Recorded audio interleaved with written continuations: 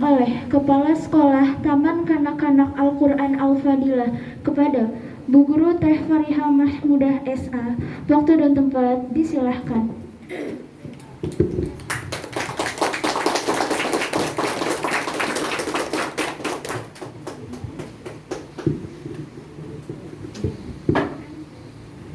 Assalamualaikum warahmatullahi wabarakatuh.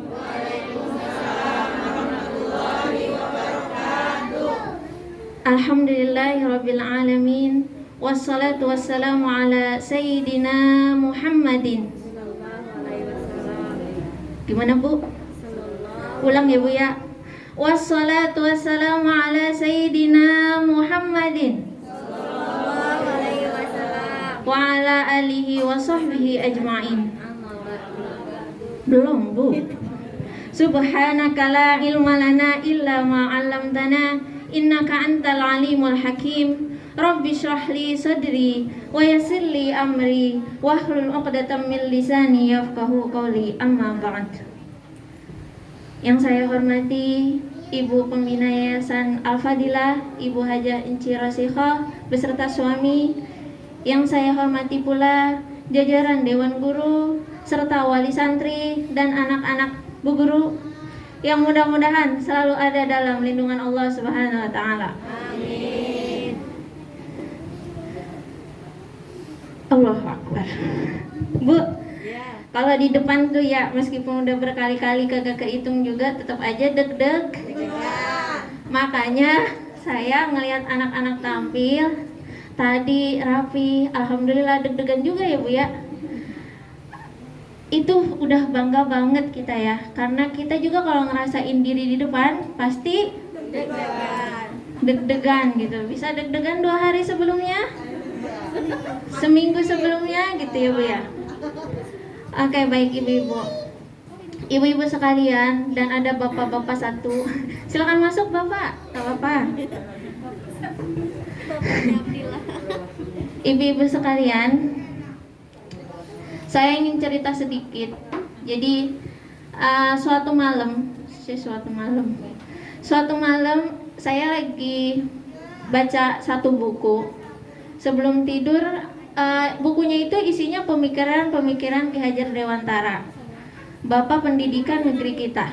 Nah, di salah satu paragrafnya itu ada kira-kira kalimatnya kayak gini. Anak Bu Guru, tadi kata Bu Guru harus kayak gimana?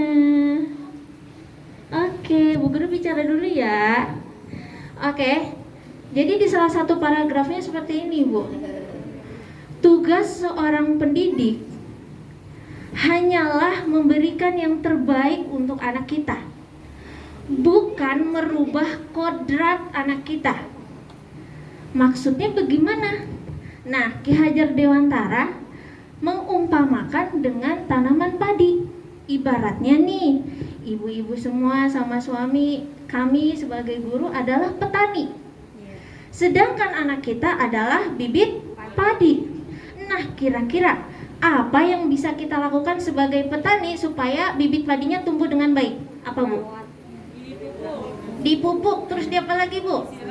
Disiram, terus apa lagi Bu? Diramit apaan itu?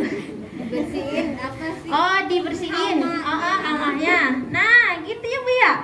Yang bisa dilakuin pertama kita pilihin tanah yang subur, pupuk yang air yang terus mengalir, dan dijauhin dari Tapi ada satu yang mustahil dilakuin sama petani. Apa Bu? Merubah gimana tuh? Jadi pohon lain. Iya, gespuguh bahasa Sunda itu mah ya. Udah tahu yang ditanamnya bibit padi. Pas gede kita marahin gara-gara tumbuhnya jadi padi. Soalnya kita pengennya jadi pohon cabe. Kira-kira aneh kagak Bu? Aneh. Nah iya, kita tuh suka kayak gitu. Begitu ya Bu. Iya, takut lupa, kita lihat dulu. Nah, gara-gara kodrat itu saya teh jadi merenung. Gimana caranya untuk mengetahui kodrat si anak sedari dini gitu ya Bu ya. Karena ini bukan sesuatu yang mudah, pasti butuh ketekunan gitu. Kita juga kudu Sabar. kudu sabar. Kalau jalan pintasnya mah ya suka ngayal, saya juga pengen gitu. Pas tidur mimpi ketemu sama Ki Hajar Dewantara terus wawancara gitu ya Bu. Iya Pak Kiai, Pak Kiai, iya Pak Ki, gimana ya caranya nemuin kodrat anak gitu kan, jadi gampang gitu dapat jawaban. Tapi sesuatu yang luar biasa tidak pernah bisa kita dapetin dengan instan. Nah Bu, waktu kita diskusi nih guru-guru, kita mikirin nih, pertama kali kita ngajar TK itu kan bareng-bareng ya Bu ya. Kalimat apa ya yang tepat? Terus muncullah setiap anak istimewa. Setiap anak istimewa. Jangan sampai nanti kita sebagai guru, kita sebagai orang tua bukan hanya menginginkan anak kita jadi seperti yang kita inginkan, tapi malah kita jatuh ke masa dimana kita itu memaksakan kehendak kita kepada anak kita, sehingga ketika anak kita tidak seperti apa yang kita paksakan, padahal kita gagal memahami kodrat mereka, kita salahin dia udah gedenya. Pokoknya salah aja gitu. Padahal tadi kalau kita paksain tanpa kenal, jadinya kita minta bibit padi jadi bibit cabai. Pas udah gedenya. Karena setiap anak istimewa, setiap anak punya apa Bu? Punya waktu, punya tempat, punya bidangnya masing-masing. Kagak ada hubungannya sama anak tetangga. Anak tetangga udah cepet banget tuh, bisa bacanya, bisa berhitungnya gitu ya. Kagak ada hubungannya sama kakak sama adiknya. Kakaknya perasaan matematikanya pinter banget, adiknya ngafalnya cepet banget. Ini anak bocah kenapa ada satu gitu.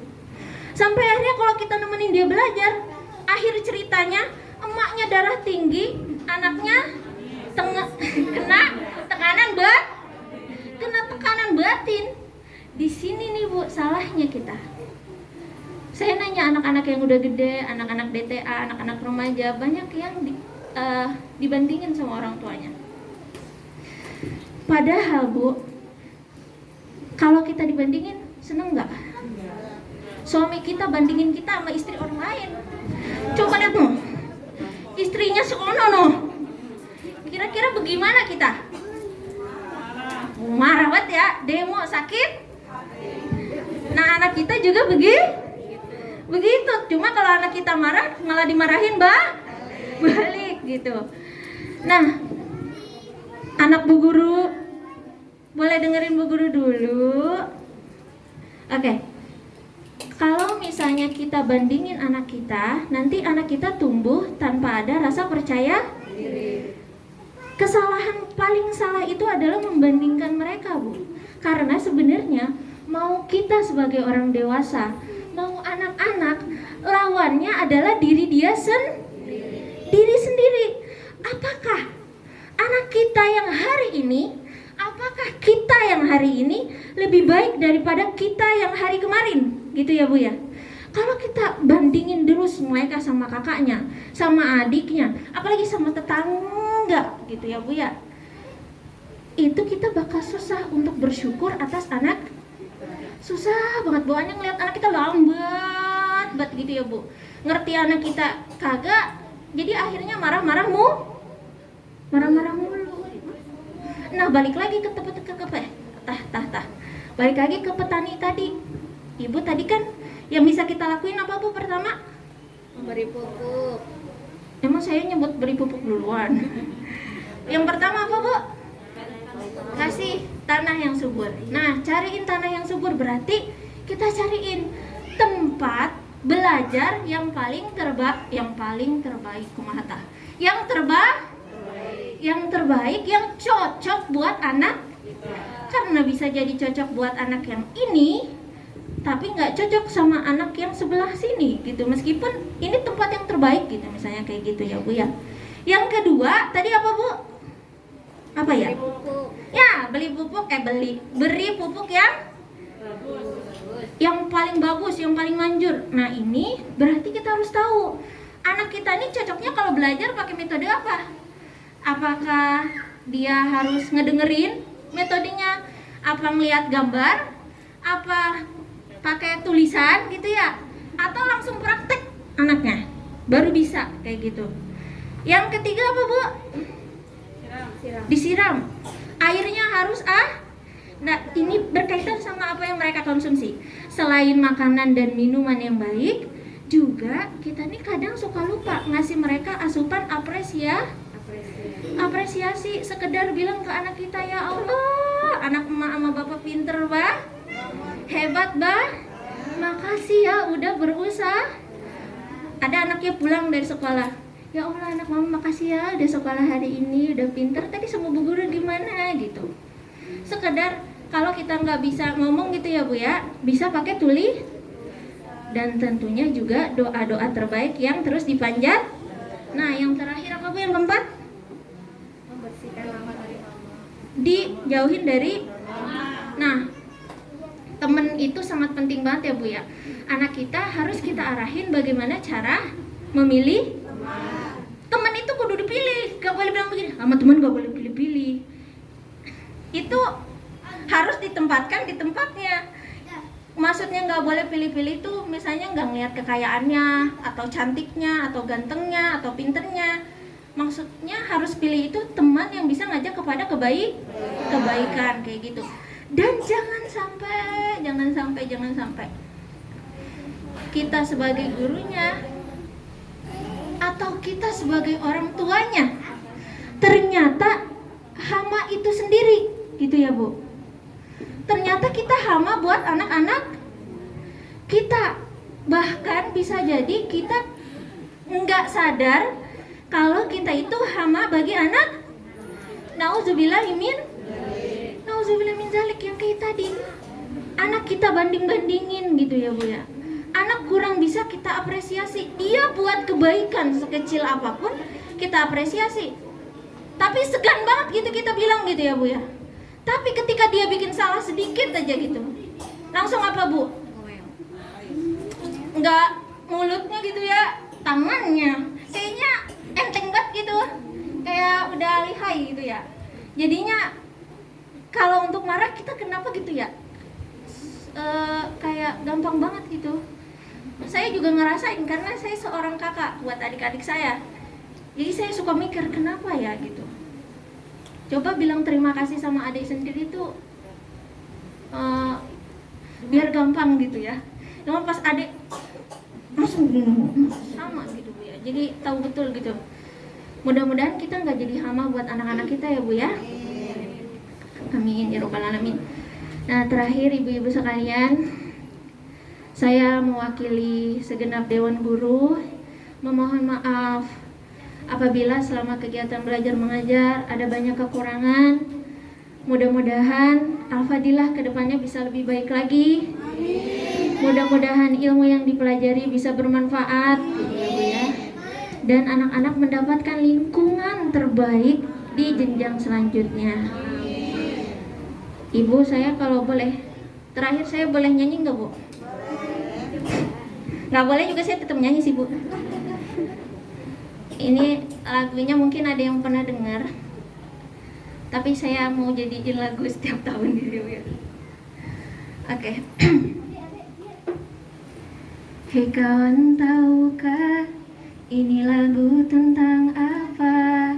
Tentang kawan-kawan kecil di Al-Fadilah. Wajah mungil, senyuman manis, penuh tanya dalam fikirnya. Lantang suara senandungkan firman-nya. Untukmu duhai kawan kecil, penuh syahdu doa dipanjatkan. Teguh berdalam semangat dalam menuntut diri, bahagia di dunia dan di akhirat. Ya Bu, sekian dari saya. Wassalamualaikum warahmatullahi wabarakatuh.